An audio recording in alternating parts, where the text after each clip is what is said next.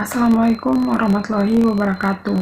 Perkenalkan, nama saya Ngeside Sri Wulan Jafar dengan stambuk D1B1200017 dari kelas A jurusan Agroteknologi Fakultas Pertanian Universitas Halwaleo. Baik, di sini saya akan menjelaskan sedikit tentang atau mengenai metode gravimetri, trimetri, dan kolometri.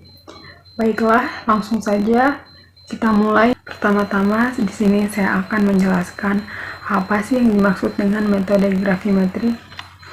Nah, analisis gravimetri adalah suatu metode yang digunakan untuk menentukan suatu kadar senyawa dalam suatu sampel. Jadi ini masuk dalam analisis kuantitatif ya teman-teman. Kemudian gravimetri itu berasal dari dua kata, yaitu grafi dan metri, yang artinya menimbang dan mengukur. Yang ditimbang adalah endapan yang dihasilkan dari suatu reaksi lalu diukur, dan yang diukur ini adalah kadar zat analit yang terdapat dalam endapan. Fungsi dari gravimetri ini sendiri yaitu untuk menentukan kemurnian. Ya, jadi metode gravimetri terbagi menjadi 5, yaitu gravimetri curah hujan yang pertama, yaitu penentuan Cl dengan mengendapkannya sebagai ACl. Yang kedua yaitu elektrogravimetri, adalah metode penentuan kadar ion unsur berdasarkan hasil penimbangan berat zat yang mengendap pada salah satu elektroda pada reaksi elektrolisis terhadap larutan, atau metode yang menggunakan pemisahan dan pengukuran ion dari sampel. Nah, yang ketiga gravimetri volatilisasi, yaitu apabila energi kimia digunakan untuk menghilangkan spesies yang mudah menguap. Yang keempat yaitu titrigravimetri, yaitu analisis yang ditujukan untuk mengetahui kadar suatu zat dalam sampel dengan larutan yang telah diketahui konsentrasinya. Dan yang terakhir yaitu gravimetri partikulat, penentuan padatan campuran fluida yang mengandung partikel padat. Nah, mengapa kita memilih analisis gravimetri? Yang pertama yaitu menggunakan peralatan sederhana seperti neraca, oven, dan desikator.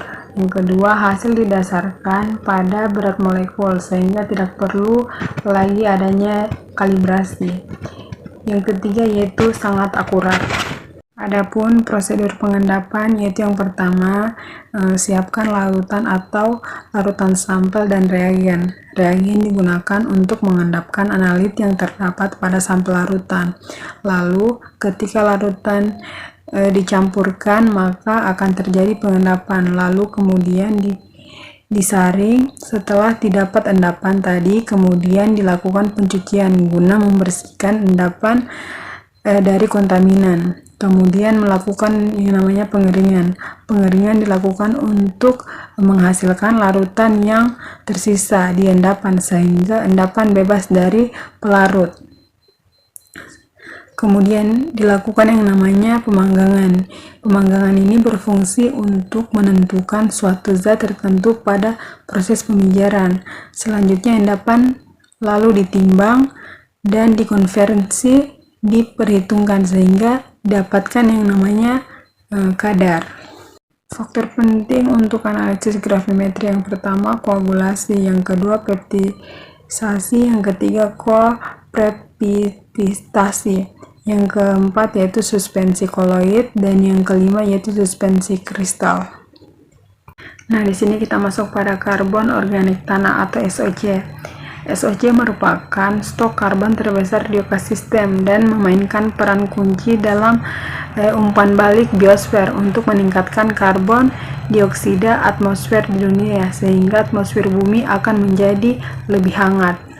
Nah, untuk peningkatan karbon organik tanah, meningkatkan biomasa dan keanekaragaman biota tanah, karena semakin banyak mikroba dalam tanah akan meningkatkan produktivitas tanah. NH4 plus minus N dalam tanah dan cerna tanaman merupakan salah satu kebutuhan terbesar di laboratorium yang melakukan penelitian pertanian dan lingkungan.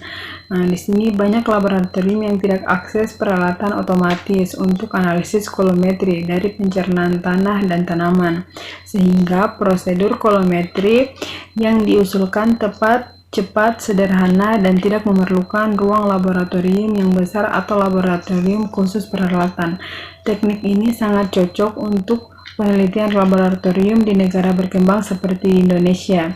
Jadi, menurut saya untuk menentukan kadar yang ada dalam tanah, sebaiknya kita menggunakan kolometri. Baiklah, itulah video singkat penjelasan dari saya. Kurang dan lebihnya mohon dimaafkan. Saya ucapkan billahi taufik wal hidayah. Wassalamualaikum warahmatullahi wabarakatuh. Terima kasih.